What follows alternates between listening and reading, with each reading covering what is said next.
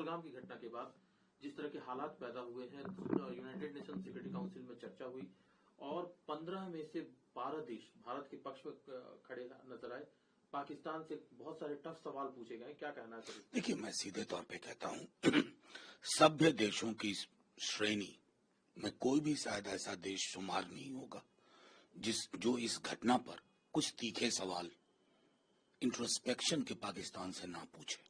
मुझे बेहद खुशी है कि जिन चीजों को हम लगातार कहते हैं, सरकार किसी की भी रही हो, इंटरनेशनल फोरम पे जो हमारा पोजीशन है, आज उसकी तस्दीक होती है। सर, जो हालात है, गृह मंत्रालय की तरफ से बहुत सारे राज्यों को निर्देश दिया गया है मॉक ड्रिल करने के लिए। कल अगर युद्ध के हालात पैदा होते हैं तो किस तरह से बचा जाए, किस तरह से लोगों को इवैक्यूएट किया जाए, क्या कहना है? देखिए, मेरा सिर्फ एक कहना है कि ये सारी चीजें पहले भी होती थी। ये जो मीडिया में बाजा बजाने लगते हैं, ये बहुत गंभीर विषय है और आज की दुनिया में ग्लोबलाइज्ड मीडिया होता है। ग्लोबलाइज्ड मीडिया का एक संदर्भ होता है कि ग्लोबलाइज्ड मीडिया में एक खबर यहाँ की कहीं भी, हमारे क्या प्रिपरेशन है, ये किसी न्यूज चैनल में क्यों चलना चाहिए, ये मेरी चिंता है, एक नागरिक के रूप में, एक सांसद के रूप में। सर, जो आप चिंता जता रहे हैं, कुछ आईटी ने जताई है, सोशल मीडिया इन्फ्लुएंसर्स को लेकर के पहलगाम नहीं, ये मैं इससे 100% सहमत हूँ। देखिए, पहलगाम की घटना महज आतंक की एक घटना नहीं थी, बल्कि मैं फर्क करूंगा, पुलवामा में हमारे जवान शहीद हुए, लेकिन दोनों ये जो बर्बर हादसे हुए उसमें एक चारित्रिक फर्क था।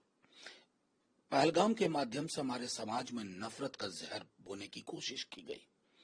मैं प्रणाम करता हूं इस देश के नागरिकों का, किसी भी मजहब के हो, उन्होंने हाथ से हाथ मिला लिया, बोला ना, हमने लोग खोए, उसका खून बट नहीं सकता कि हिंदू है कि मुसलमान है।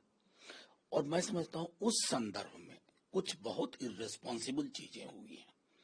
अलग अलग पॉलिटिकल पार्टी की शुरुआत जाहिर है सत्तासीन पार्टी ने ही कर दी, उसी नफरत को आगे ले जाने की कोशिश की। इन चीजों पर विराम लगना चाहिए, स्वविवेक से विराम लग नहीं पा रहा है। लेकिन सर, जो इंटरनेशनल कम्युनिटी, हालांकि वो तो भारत का साथ दे रही है, रशिया है या उसने तो खुल करके साथ दिया है, पाकिस्तान की तरफ से जो बार बार ये अंदेशा जताया जा रहा है कि कभी भी मिलिट्री स्ट्राइक हो सकता है इंडिया की तरफ से, जो हालात है और जिस तरह की सिचुएशन है, जो भारत में विकास को ज्यादा तरजीह दी जाती है, आपका क्या मानना है? मेरा सीधे तौर पर मानना है कि पाकिस्तान को अपना प्रोपेगेंडा करने दीजिए, हमको उससे तो कोई दिलचस्पी नहीं है। एक राष्ट्र के रूप में हम रेस्पॉन्सिबल राष्ट्र, हमारे पॉलिटिकल डिफरेंसेस भी होते हैं ना, तो वो डोमेस्टिक इश्यूज है। देश के मुद्दों पर सुरक्षा, अखंडता और एकता में कोई विलग नहीं सोचेगा। जो जिसके हाथ में कमान होगी या जो प्रतिपक्ष में हम लोग हैं, कोई अलग अलग अलहदा नहीं सोचेगा। करने दीजिए उन्हें तो अंदाजा नहीं था कि बांग्लादेश कैसे बन गया। हमें उस लेवल के स्ट्रेटेजी पे काम करना चाहिए। एक हफ्ते पूर्व तक बांग्लादेश को लेकर के कोई गेस वर्क भी नहीं कर पा रहा था, एक हफ्ते पूर्व तक। हकीकत क्या हुई हम सब जानते हैं। सर, पश्चिम बंगाल के मुख्यमंत्री, उनका ये कहना है कि जो लोग सत्ता पर काबिज हैं, केंद्र पर निशाना साधते, उन्होंने कहा उन्हें दंगों, जो कम्युनल वायलेंस है, उनको तरजीह देने के बजाय बॉर्डर की सुरक्षा पर ज्यादा ध्यान देना चाहिए। देखिए, ये बिल्कुल मैं इत्तेफाक रखता हूं उनकी बात से। पहलगाम हुआ, छत्तीसगढ़ बीजेपी का ट्विटर हैंडल क्या कह रहा था, कर्नाटका बीजेपी का ट्विटर और अदर सोशल मीडिया हैंडल क्या कह रहा था, भैंस मंगलसूत्र मुजरा किसने बोला, शमशान बनाम कब्रिस्तान किसने किया, 80-20 की लड़ाई है, ये कौन बोला। इसलिए मैं कहता हूं कि एक रिस्पॉन्सिबल पॉलिटिकल पार्टी के रूप में मैं अपील करूंगा प्रधानमंत्री जी से कि प्रधानमंत्री जी कुछ मुद्दों पर डिलीट बटन दबवा दीजिए। ये देश और चोट नहीं सह सकेगा, देश का मानस चोटिल होगा, हम में से कोई सुकून में नहीं रहेगा। ये कोशिश तो करनी होगी। सर, सीबीआई के नए डायरेक्टर को ढूंढने की कोशिश चल रही है कि कौन नया डायरेक्टर बनेगा, लेकिन इसमें थे कंसेंसस नहीं बन पाया और उम्मीद की जा रही है कि जो मौजूदा डायरेक्टर है प्रवीण सूद, उनको 1 साल का एक्सटेंशन मिल सकता है? देखिए, कंसेंसस बनेगा कैसे? एक माई वे और हाईवे वाला अप्रोच चल रहा है इस देश में। कंसेंसस बहुत मुश्किल चीज नहीं है, बशर्ते खुलापन हो, आप तैयार हो। और अगर आप तैयार नहीं हैं दूसरों की बात सुनने के लिए, सिर्फ सुनाना पसंद करते हैं, सुनना नहीं, तो कंसेंसस नाम की चिड़िया कभी नहीं सामने बैठेगी। सर, बिहार के मुख्यमंत्री नीतीश चीफ मिनिस्टर के हालात को देख करके उन्होंने कहा है कि मुझे लगता है कि वो थक चुके हैं और उनके कामकाज के स्टाइल को लेकर उनका कहना है कि बीजेपी ने हाईजैक कर लिया है। देखिए, ये तो तेजस्वी जी ने कहा, आपके एजेंडा में आया। आप बिहार के किसी चौक चौराहे पर किसी से पूछ लीजिए कि क्या हालात। रिटायर्ड ब्यूरोक्रेट चला रहे हैं, गाहे बगाहे बिना पूछे भी डेली बोलते हैं अब हम उधर नहीं जाएंगे, हमको ई लोग ले गया था, इशारा करके एक व्यक्ति विशेष की ओर।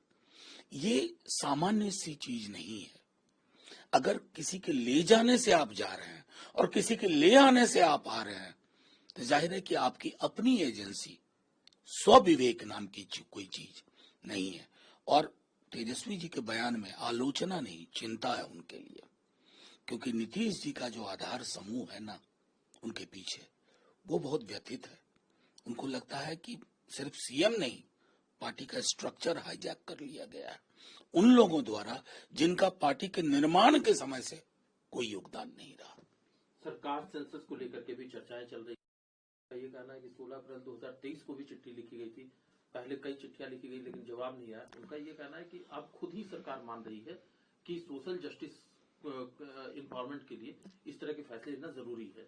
देखिए, मल्लिकार्जुन खड़गे साहब ने पहले भी लिखा, अभी लिखा, अभी कुछ दिन पहले, संभवतः 3 या 4 दिन पहले नेता प्रतिपक्ष तेजस्वी जी ने लिखा और ये कहा कि घोषणा मात्र एक चरण है, पहला चरण।